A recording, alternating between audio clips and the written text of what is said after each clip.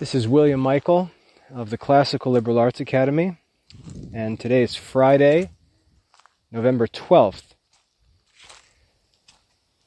Today I'd like to talk to parents who feel uncomfortable with the speed and the chaoticness of the internet and modern culture,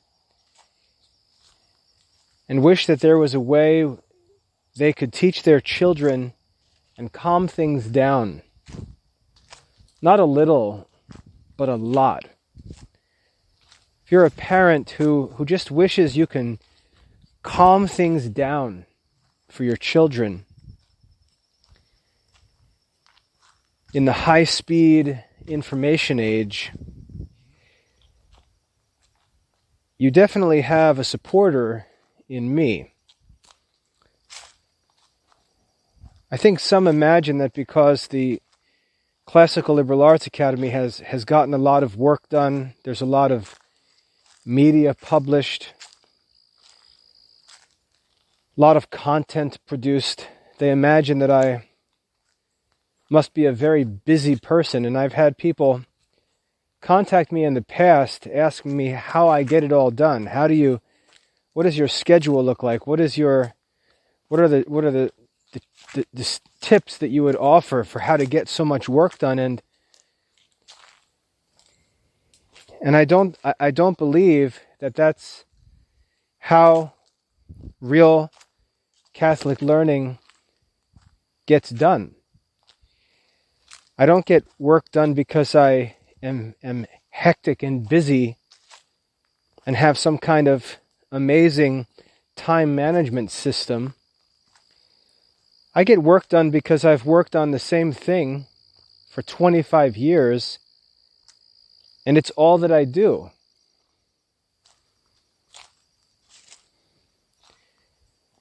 I always tell parents that the principle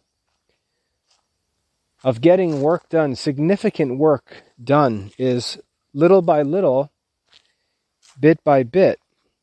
I like to think of a river slowly eroding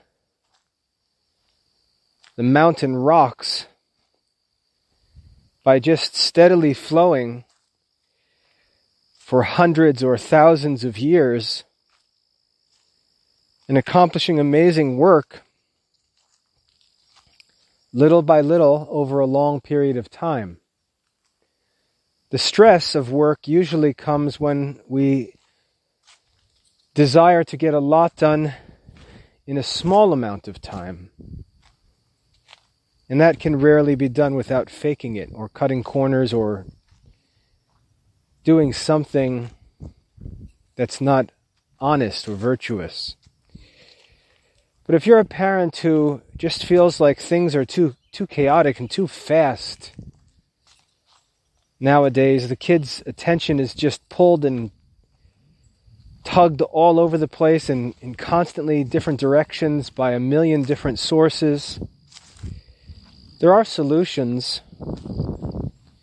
There are things you can do to combat that, but you've got to take some real practical steps in order to protect your kids from the craziness. And I'm not saying protect your kids from the technology, because the technology is here to stay. But just because technology is produced doesn't mean that you have to use it in a way that other people are trying to get you to use it. If you have children that you'd like to educate at home, and you'd like to provide them with a classical Catholic education, but you're just not crazy about all of the online stuff, and you don't want your kids on YouTube, you don't want your kids all over the internet clicking on links, you just don't want to deal with that, because for children, there are two considerations. Number one, The goal of education is actually to teach children to learn to use freedom responsibly. That's what education is for. That's why God left Adam and Eve in the garden. He didn't put them in a safe place. He left them in the garden with instructions for how to live. God required them to exercise freedom responsibly. But at the same time, we know there's an extreme where entering into an occasion of sin or entering into temptation voluntarily is itself sin. The temptation is not sin, but voluntarily entering into an occasion of sin or a place of temptation is sin. And so it's a very challenging problem for parents to deal with, to consider how can we teach our children to handle freedom responsibly, because they're going to have to handle freedom responsibly as adults. How can we teach them to handle freedom responsibly and yet at the same time not introduce them into tempting situations? And there are differences between children. I've had students who I could leave in a room with a computer with no supervision for an entire day, and if I went away and came back 6 hours later, that student would be doing exactly what he was supposed to be doing. And there are other students who they cannot be trusted while they're sitting right in front of me, while I'm looking. I'll see them flipping between screens and trying to hide a window with some kind of game or something. So the kids are also very different. Some are sober and zealous to learn. Others are foolish and don't even need a distraction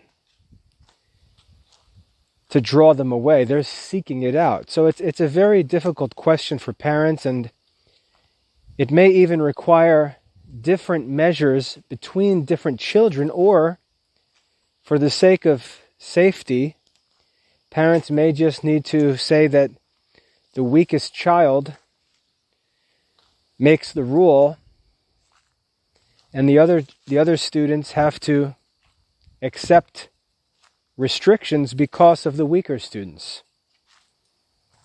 So it's a difficult problem for parents, and if you're vexed by this whole challenge of education, when you can't just send your kids to a good Catholic school because they don't exist, so you consider homeschooling, and then you bring the kids home, and you realize that while your intentions are noble, your ability and your own knowledge are not sufficient to guide your children's entire education, or you're not able to give your children the education that you want them to have. And so you look to the options, and there are no options in print. There are modern Catholic homeschool programs, but they're not going to solve any of your problems. You want to offer your children a real classical Catholic education, but in 2021, the only place that it's available is in the Classical Liberal Arts Academy, and we are not in a position to simply open up a bookstore and start selling printed content. The program is just not there yet. I would love for it to be there, and I'm working to have it there if we even continue using print books in modern society.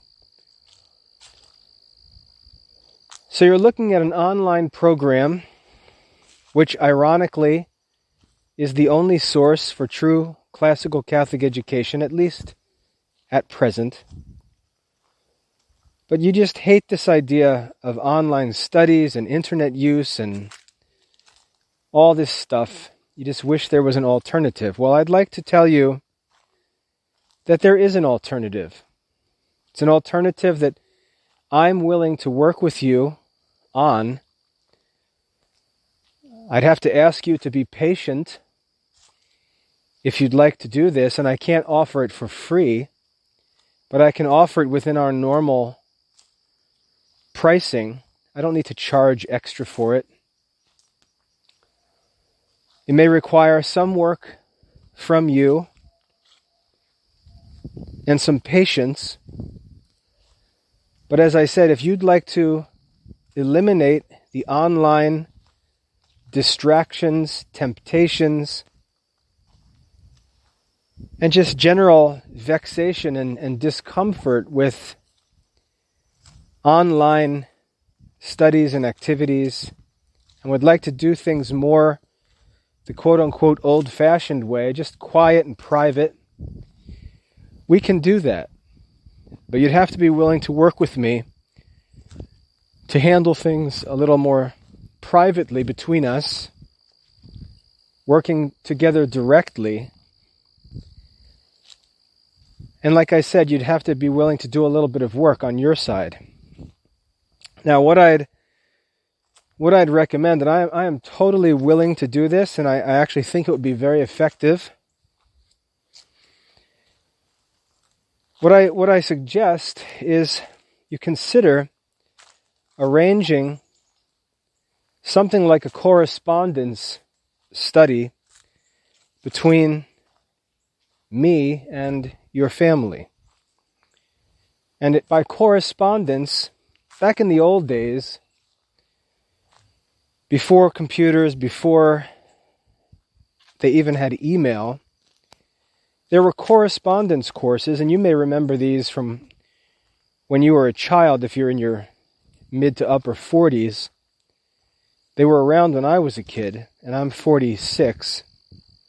But there were correspondence schools, and there were correspondence study programs. And the way they worked back in the old day is that you would be mailed your study materials for a certain period of time, or it could be self-paced.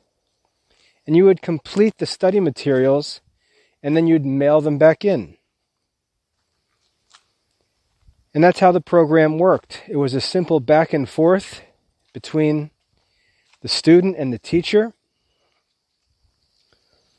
And these programs were often very effective. They were just unpopular because people were still so focused on in-person activities back then.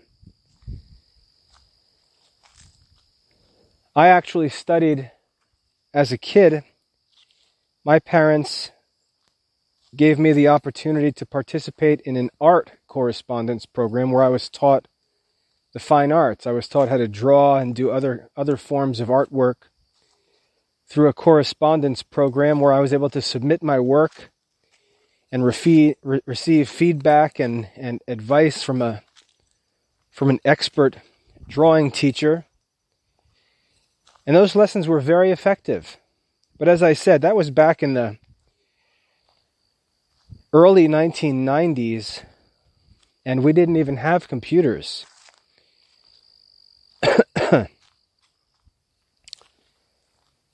But the correspondence method is private. It's much more teacher-directed than even an online program. And it's simple. It's simple. It could be managed on a weekly basis where an email is provided by the teacher, and the email may have links to documents or may have documents attached to the email, and it provides for the studies for the week. And then the parent can simply print out those documents, give them to the children for their daily work, and then when they're completed, scan and send them back. Very simply. As I said, it would take a little bit of work from parents to act as the secretary between the teacher and the student. But I think if you're concerned about the distractions and temptations and overall vexation of having the kids on the internet, a correspondence method can be very effective. I believe can be very pleasant. And I'm certainly willing to work like that with parents.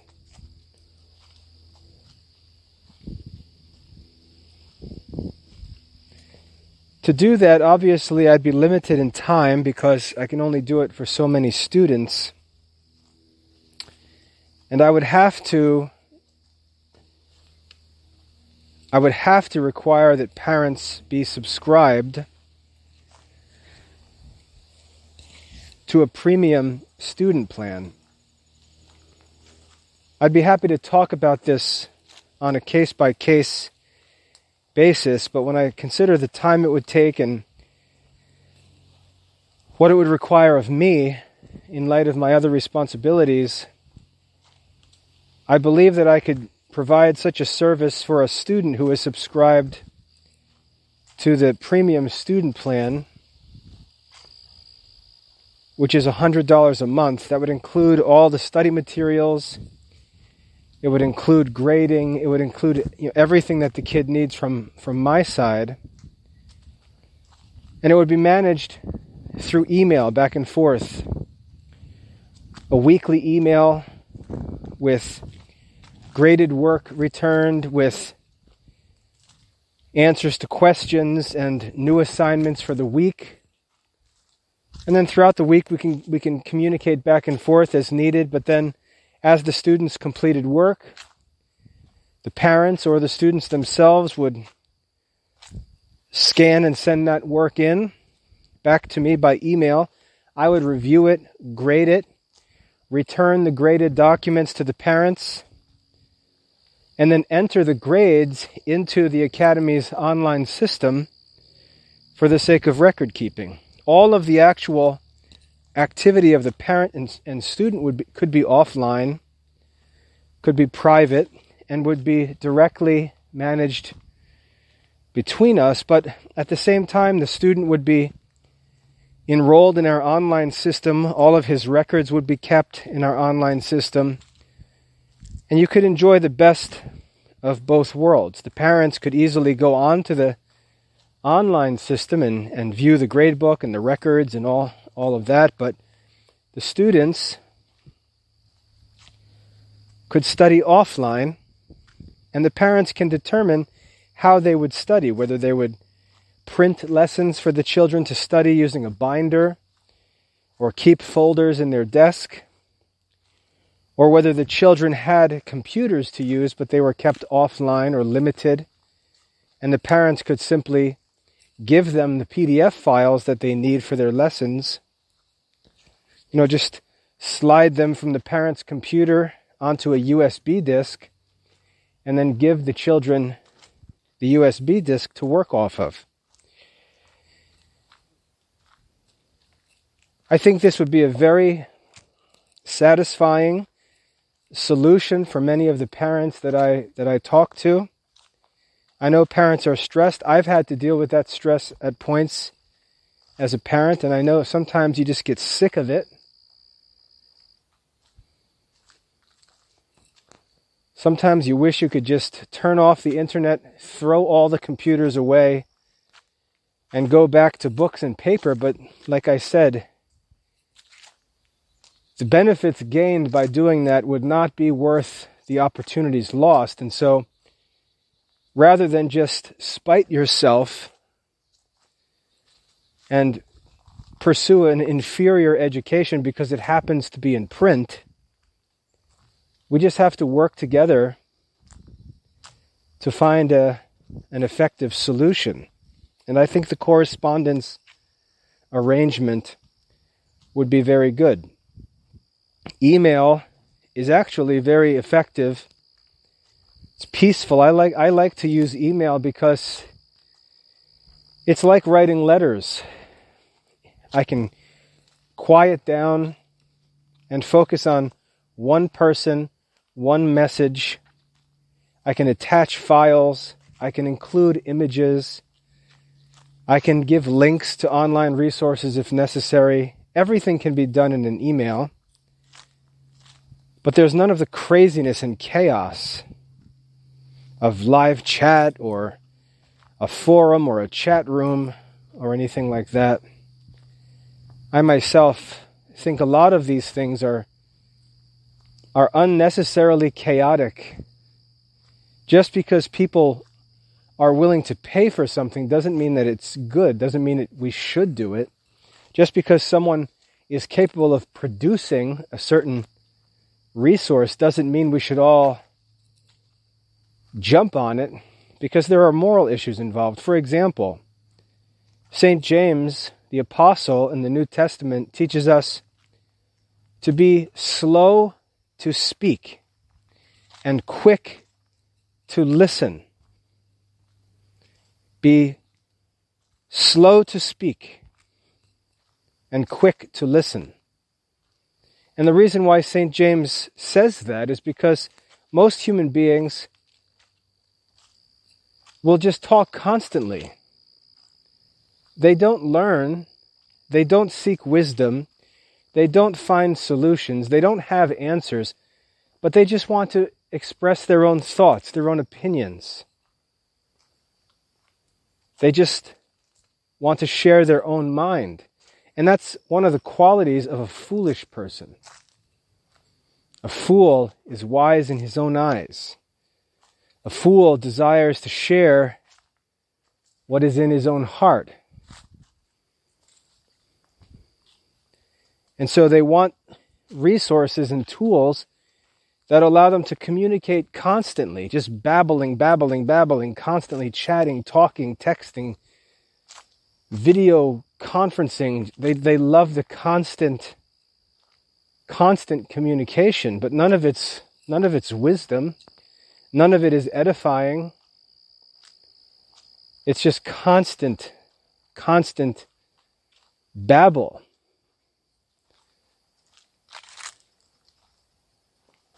If we were to ask, based on the principle, be slow to speak and quick to listen, what would the ideal form of communication be? And I don't think that it would be making communication faster and faster and faster.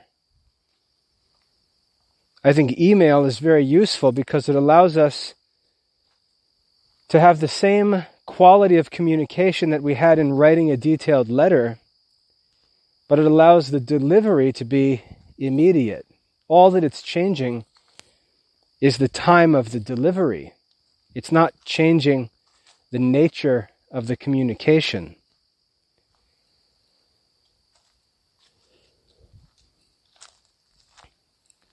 And so I think email is good for children to learn to use to communicate. Put a heading on, introduce a letter, write a nice, orderly, clear letter to another person. Add a proper closing to that letter. Attach relevant files. Learn to use other media for the sake of communicating ideas. And then know that once you're finished and you hit send, it's delivered immediately. That's very useful.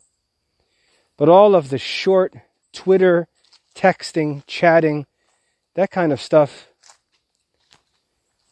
is just borderline stupidity. And I think that's really where a lot of the vexation comes from. So the technology can be very useful if it's subject to reason and subject to moral principles. But just because something can be done doesn't mean that it should be done. There are reasons why video chat isn't helpful. It can be helpful.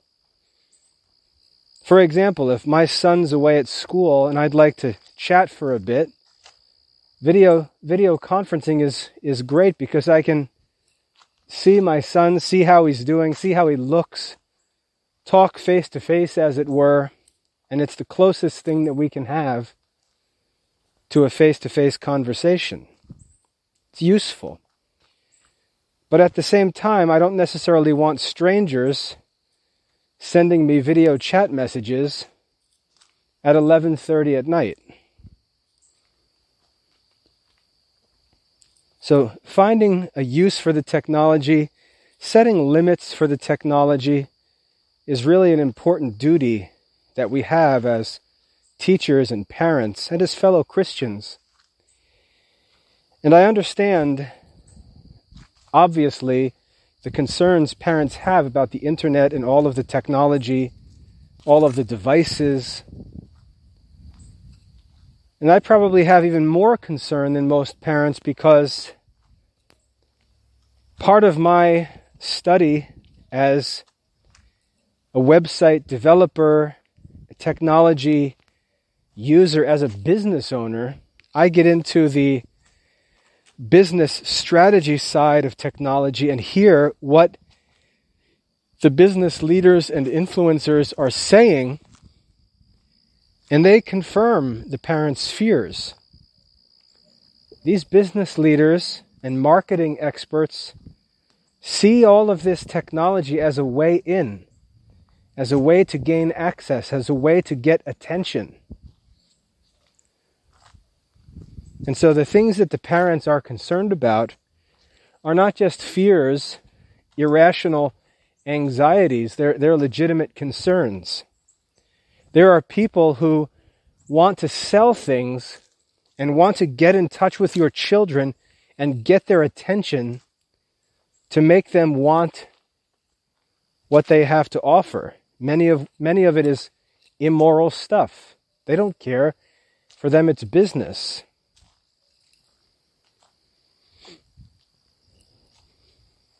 And as parents, we're not blocking the technology per se. We're not blocking business in general. But we're acknowledging that there are people who, in the name of business, know no limits. They would be perfectly happy to break up our families, to lead our children to destruction, and snatch their profit out of it. And they're using technology to do just that. That's not a theory, that's a fact.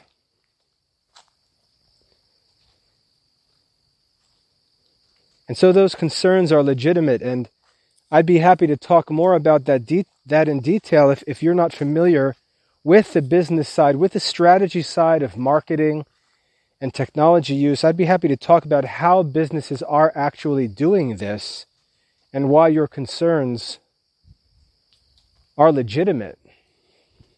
And so I'm completely willing to seek out solutions to help parents provide their children with classical Catholic education, making use of the technology, but setting some limits. Setting some reasonable, responsible limits to the use of that technology. And a solution that I propose is to arrange a correspondence relationship between the Classical Liberal Arts Academy and your family. If you'd like to talk a little bit more about practical details, let's do so right now. I have the whole Academy curriculum, all of the resources in front of me in my office. I have access to everything the children need for a complete classical Catholic education. I have access to the whole online system where all the records are kept. That's all on my side. Between you and me lies an email connection, and that email connection allows me to deliver to you everything that's necessary for these studies. And I mean everything. Everything can easily be saved as a PDF file and or as a document, as a Word document, and sent by email. I can prepare a weekly overview of the subjects and courses and the tasks to be completed in each course, along with all of the necessary resources attached or linked. And I can deliver that to a parent on a Sunday evening. And the timing would be important because there's two ways to handle this. I think the better way to do it would be for me to prepare and deliver everything on Sunday nights. And then Monday mornings, the parents would start the week by simply preparing the lessons and resources for the week. That allows the parents to enjoy a nice Lord's Day of rest and quiet. The kids can enjoy a Sunday. Monday can be sort of an easy day back into school. Mom is going to spend Monday morning, maybe all day Monday, just organizing and getting the kids' lesson materials prepared for the week, however she decides to use them, whether she's going to print them and put them in binders or, like I said, give the kids access to digital files to study with. Mom can work on that on Mondays, and then from the time Mom is done with that until the kids are finishing those tasks and assignments, the kids can work privately. And then as the work is completed by the students, Mom can start gathering it together, converting it back into digital formats, and I can explain how to do all that. Very, very simple.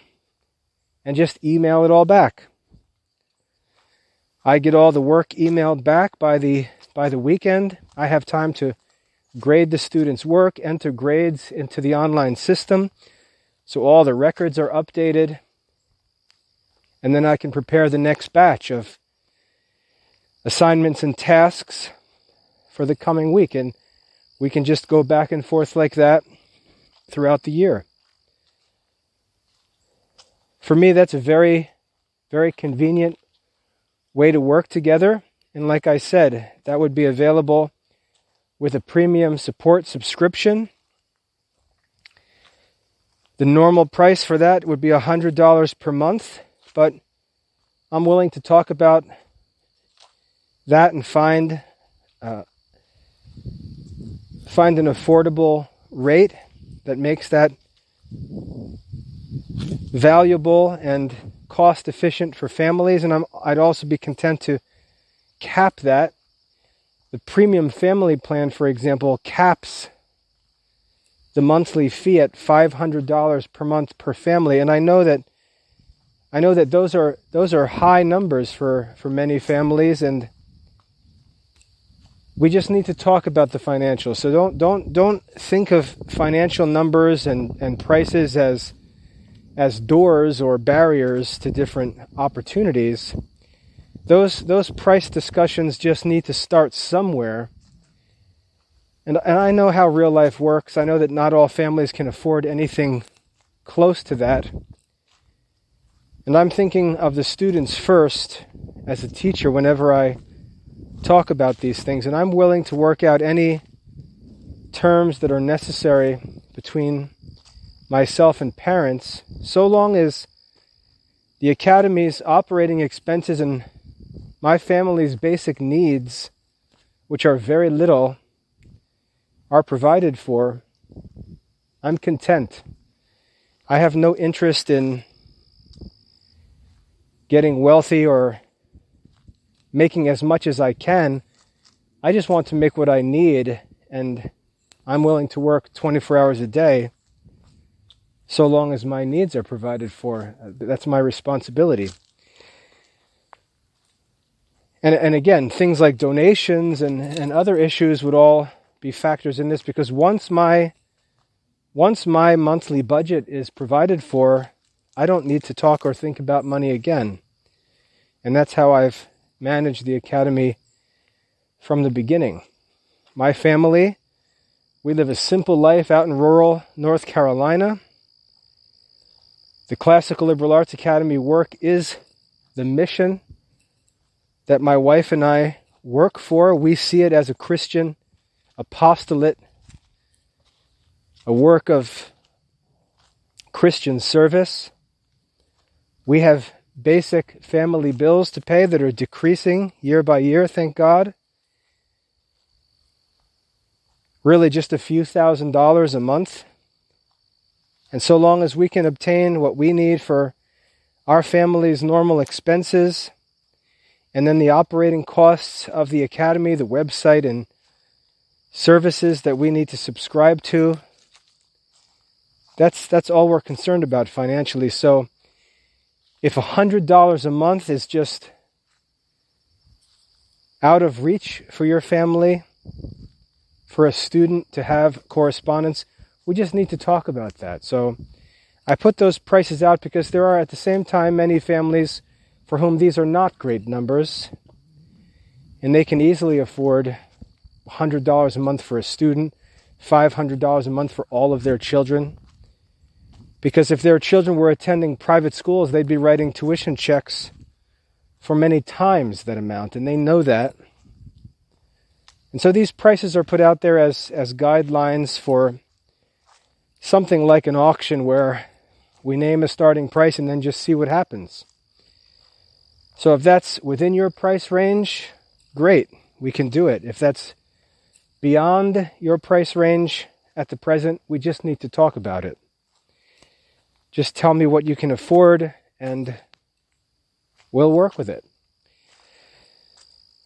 So if you'd like to provide your children with a real classical Catholic education, you'd like the help of expert Catholic classicists who I hope you can trust, working to help you and your children, and you'd like to manage that through a correspondence arrangement rather than through online studies, that's certainly possible, and I'm very happy to offer that as a service. So if that interests you and you'd like to give it a try, get in touch with me and we'll get organized. We can just communicate through email.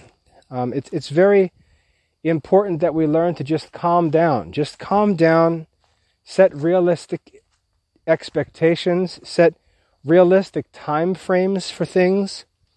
We don't need to chat minute by minute. We don't need to know hour by hour what's going on. We need to set weekly goals for children. The schedule can be flexible. And we talk week by week. It doesn't need to be high stress, hour by hour, day by day. Family life requires flexibility. And I think that communicating by email on a weekly basis, learning to be more patient, being willing to take some extra steps practically to avoid some of the problems that are causes of vexation, could allow us to create a solution for many students that's actually very pleasant, very effective, and cost-effective. So if you're interested in correspondence studies, just send me an email. The email for the Academy is mail@classicalliberalarts.com, mail@classicalliberalarts.com. And the only people that will see that will be my wife or me. So just send an email. Let me know that you listened to the talk on correspondence, study opportunities, and we'll discuss the details and maybe run a few practice runs to give you an idea of what can be done, and then you'll be able to make a decision on what you'd like to do. So correspondence study is an option for parents to consider, one that I think can be very effective. And if you'd like to discuss that more, just get in touch with me by email. Write to me at mail@classicalliberalarts.com. God bless.